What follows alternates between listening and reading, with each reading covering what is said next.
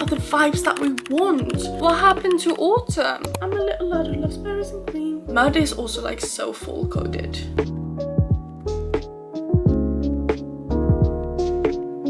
Hello my loves, if you're new here, my name is Lily. I am an anxious girl who loves to read, and if you're not new here, then welcome back. I did a video where I talked about all of the books that I recommended for autumn reading, which was like a whole wide variety of books, all the tropes, the genres that you could ever want in autumn, except for like the most typical one, which is like thriller, but that's because I'm a scaredy cat, so I don't really read thrillers because then I will never sleep at night. For those of you who like don't like really scary books but still love autumn vibey books, and even if you love scary books, maybe you sometimes want something that's not scary, check that video out if you haven't already, because it's a really good like guide, according to myself, for like autumn reads.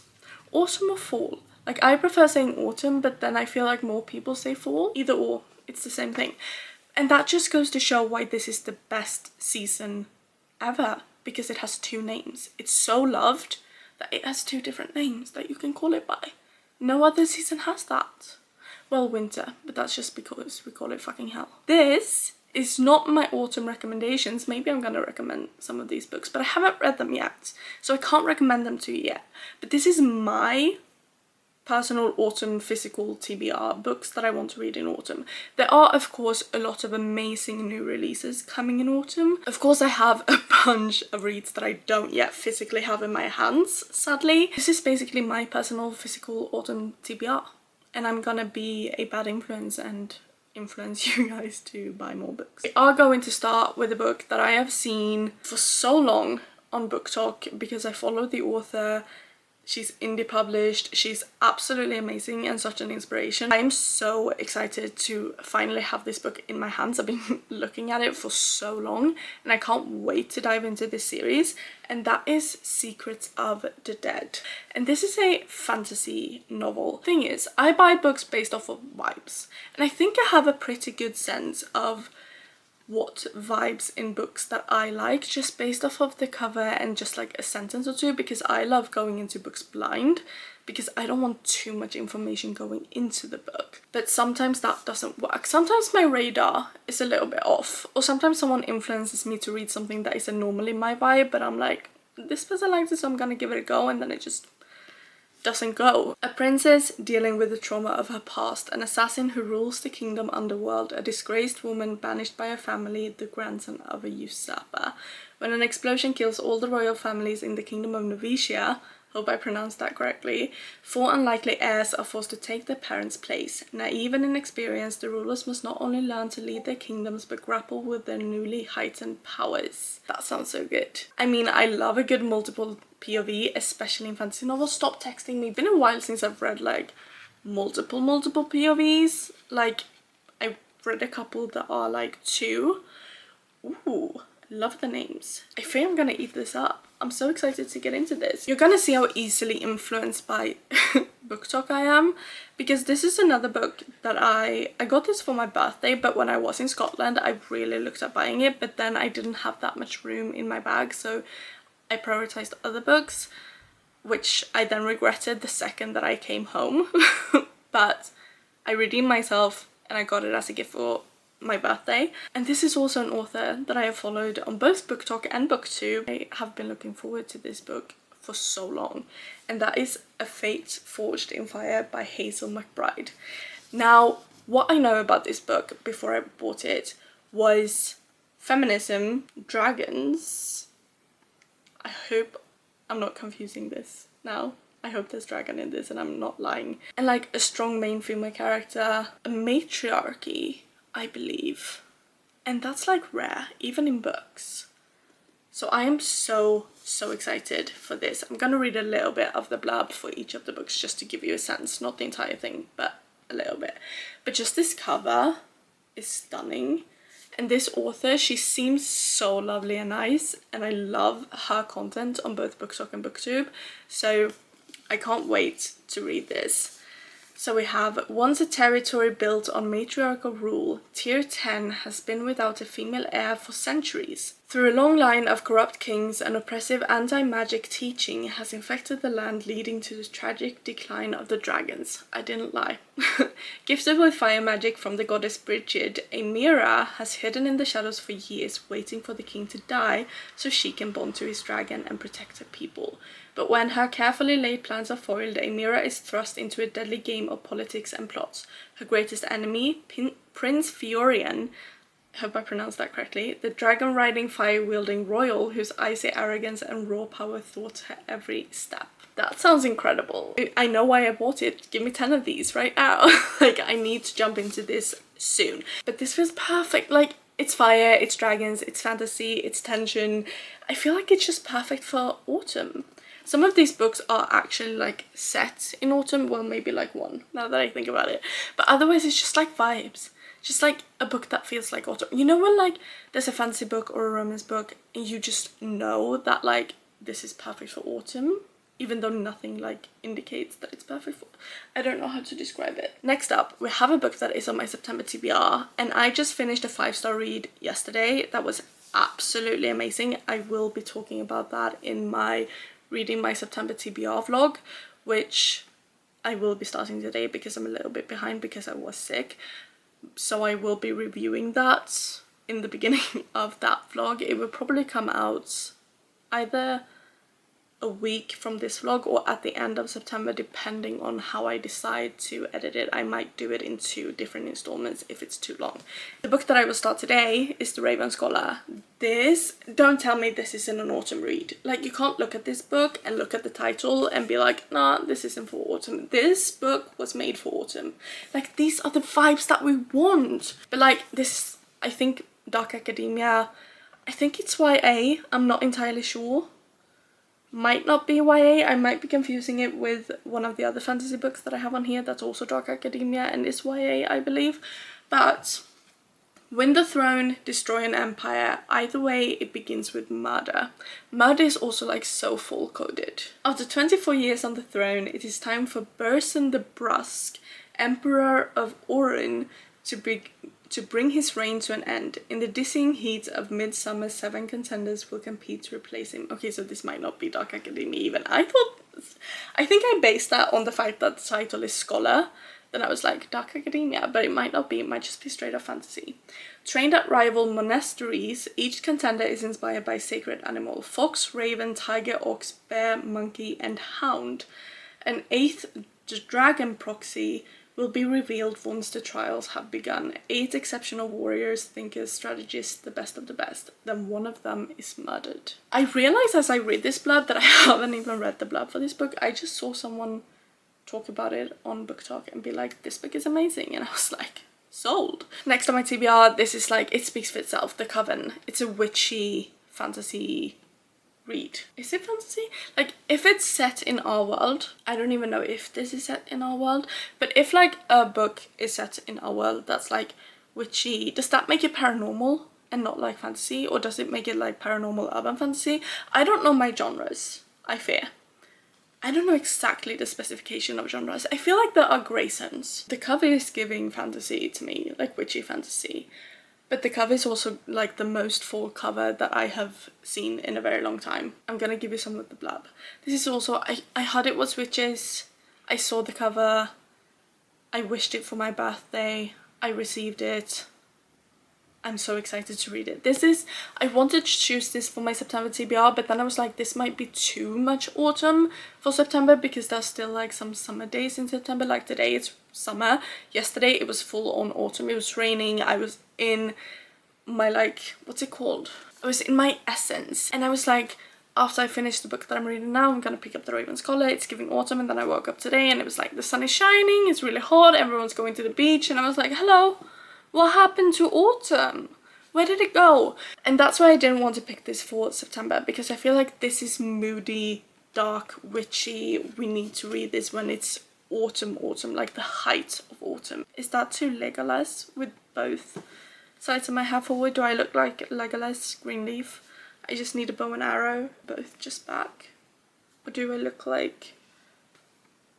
berries and cream, berries and cream. I'm a little lad who loves berries and cream. Can you tell I rarely do half up, half down? I love the way they look, but I rarely do them. Anyway, your destiny is not to do what is right. Your destiny is to destroy us all. Will and Madissa never thought she'd accept a place at Hollows Grove University, the secret and prestigious institution where the best and brightest of her fellow witches learn to wield their magic. But Willow has reasons for being at Hollows Grove beyond the education it offers. Raised to be a weapon against the coven that presides over the university, she must find the bones of her ancestors in order to reclaim the magic that is her destiny. I love destinies. I love when it's like, I have to get into this place, I have ulterior motives, I have to try to fit in with them. I love it when a character has to infiltrate a place and be like, act as a detective, have a bunch of secrets, have an ulterior motive, can't tell anyone they're doing it. Is it right? Is it wrong? What I believed before I infiltrated them about these people right? Was I lied to by the people I trust? Like, just, there's so many intricacies that can happen when you have someone who needs to infiltrate something. And that just vibes with me. I love that. I need it to be October so that I can read this book. Because it screams my name.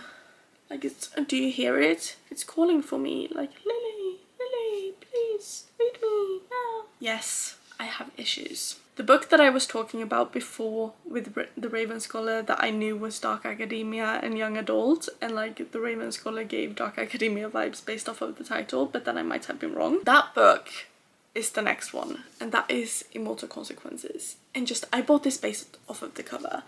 Like, one of my friends sent this book in our group chat and was like, look at this book, look at the sprayed edges. And I was like, I'm buying it.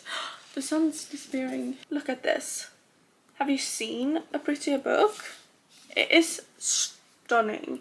So that's what I based it off of. Dark Academia in general, that fantasy and witches is like the perfect autumn read. This is a fantasy Dark Academia because I do believe that it is not set in our world.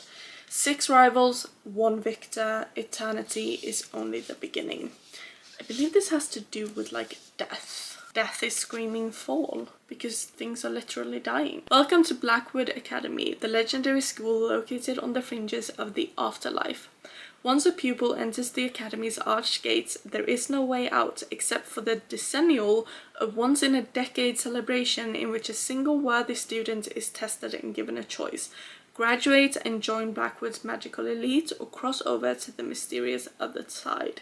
This time, though, the rules have changed. This decennial isn't a celebration, it's a competition, and there can only be one victor. We love competitions. Trials, games, competitions, challenges, high stakes. And it's set in a dark academia where, like, it's death in the afterlife or nothing. Like, love it. I am such an eloquent person. I have such deep, nuanced thoughts about the books I buy before I buy them and before I've read them. Look, pretty cover. The next one is Watch Me. Now this is a bit like, it's not like full autumn vibes, but it's like early fall, late summer vibes because it's sci-fi, and sci-fi kind of, I think it's like, no, does this count as sci-fi? Or is it just like dystopian? I don't know if Shatter Me counts as sci-fi. Again, I'm fussy on my rules of genres.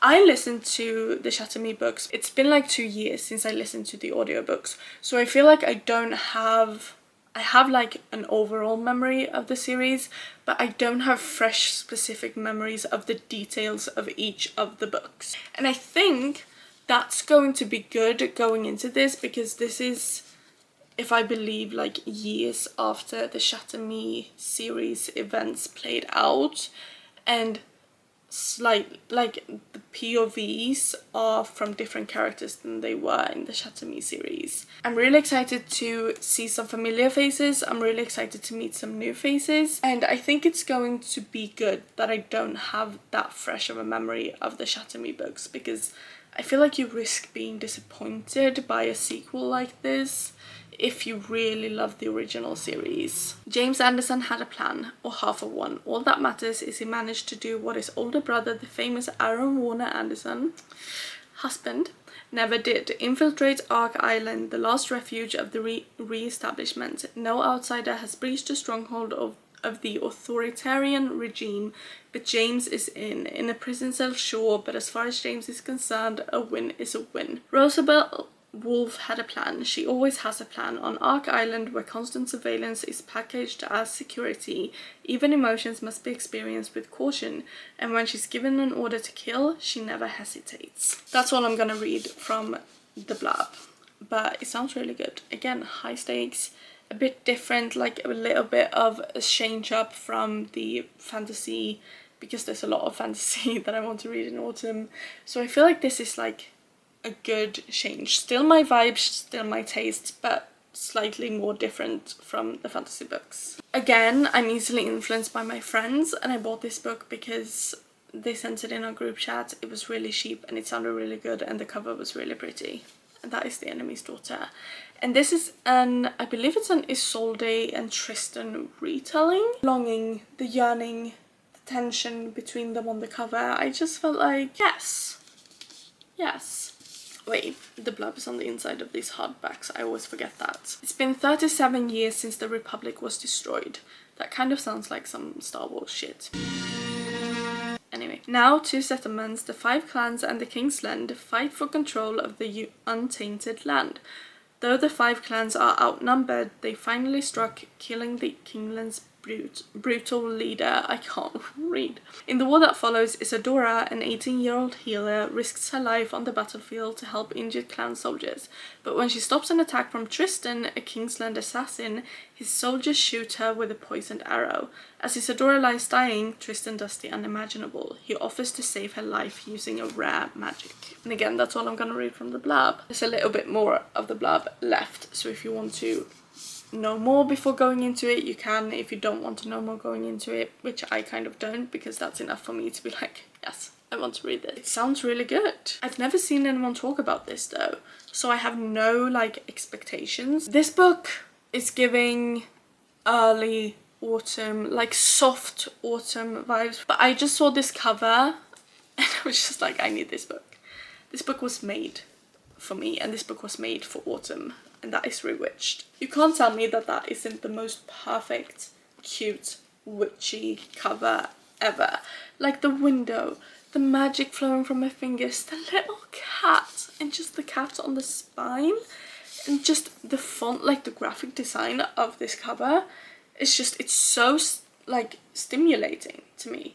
Like it's so, is that how you say it? But it's so like satisfying. Like looking at this cover, it like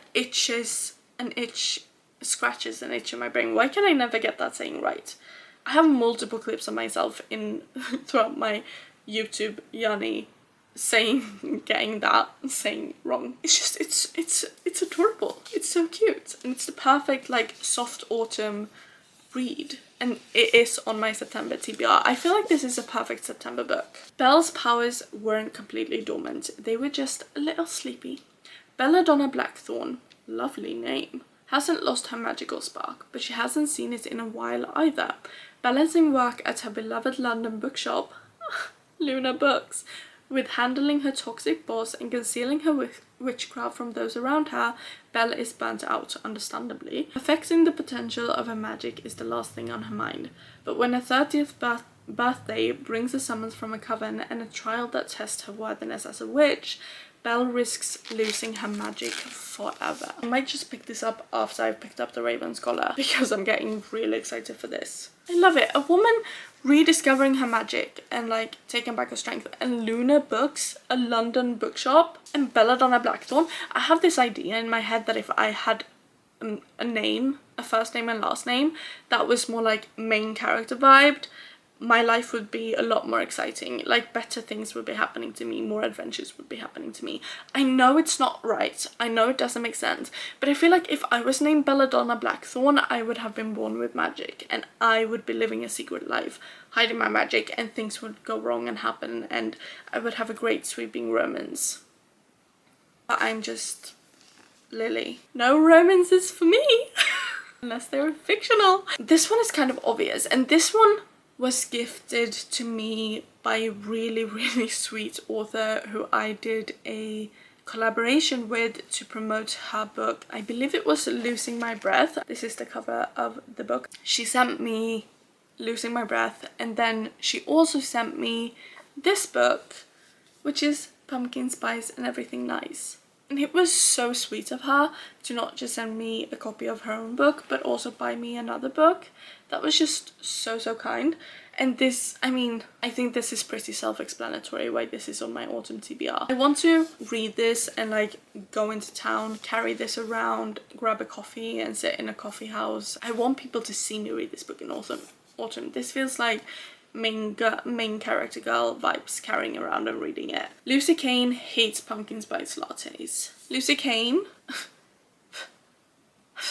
How dare you? Which is a problem because A, Lucy lives in the quaint New England town of Briar Glen, where everyone loves all things autumn, my kind of town, and B, she's a barista at her mum's coffee shop, Cup O' Joe. In Java Junction, a multinational coffee chain and home of the world-famous pumpkin spice latte, opens a store literally across the street. To make matters worse, it turns out that Jack Harper, the new kid in school and Lucy's secret crush, is the son of the owners. Talk about mixing business with pleasure. I love that. But she needs to change her opinion on pumpkin spice, or I'm gonna be throwing fists. Is that how you say it? I don't know how cool kids talk. Next up we have a book that's on my September TBR that I'm really excited to jump into. I'm really excited for all of these books. I don't need to say that again. That's The Unmaking of June Farrow by Adrienne Young. Now, it's been a while since I've read an Adrienne Young book. I was really hooked on her books a couple of years back when I read Fable and Namesake. They are down here.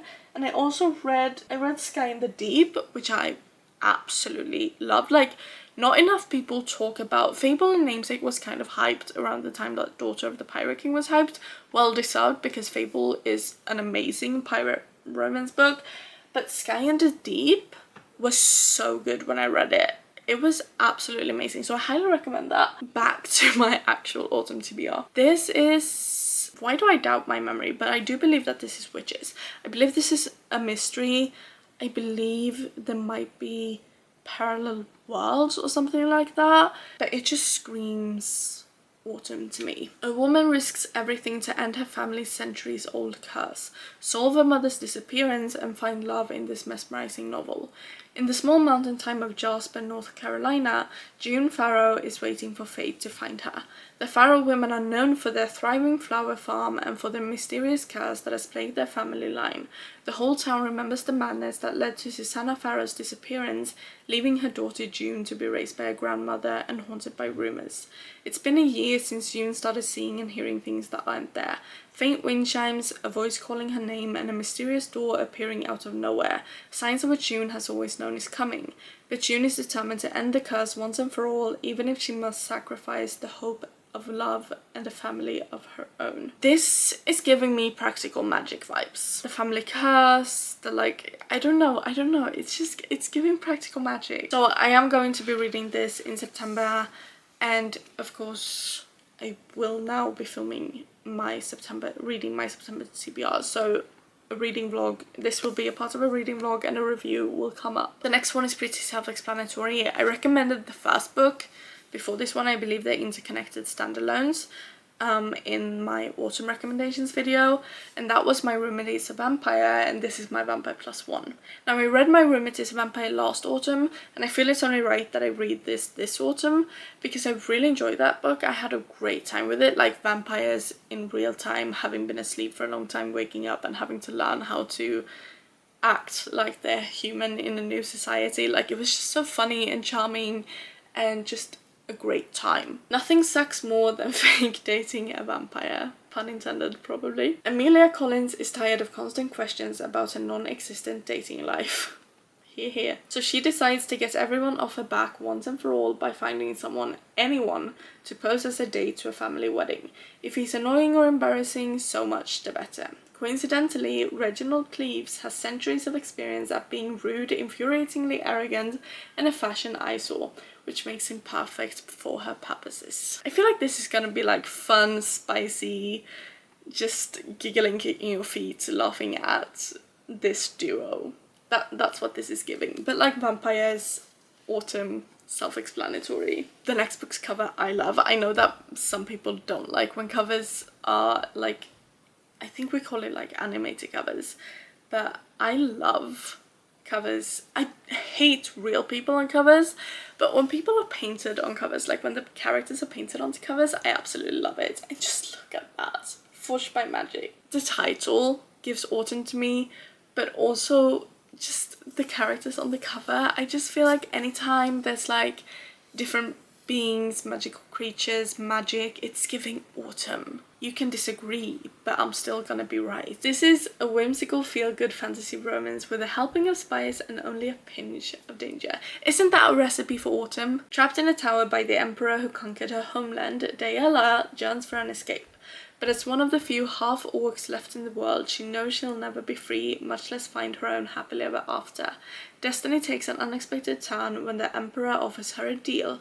To earn her freedom, she must journey to the mysterious Isles of Fable and track down wielders of outlawed dragon magic. Eager to seize her chance, Dayala agrees. I'm gonna stop there. Dragons, having to journey to a mysterious isle to earn your freedom, like, it's... I have such good taste in buying books. Those were the books that I bought or wished for my autumn reads. That's it for my autumn TBR. I will probably read most of these books, maybe not all, but the majority of them in reading vlogs eventually. And then of course, like in the beginning I talked about new releases.